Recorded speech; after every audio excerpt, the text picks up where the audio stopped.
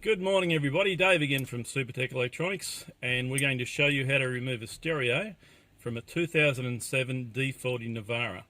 You will need a Phillips screwdriver and a butter knife, and the first thing we're going to do is remove this part here. That's going to expose some screws for us. So we're going to pop that up, and that will expose the screw right in the middle. Once you remove that screw, this whole part here will fold forward. Now it is plugged in with 3 different plugs. You'll need to remove those, then you can put that whole piece aside. Next thing, it will be 4 screws, 1, 2, 3, 4, and you remove all 4 screws.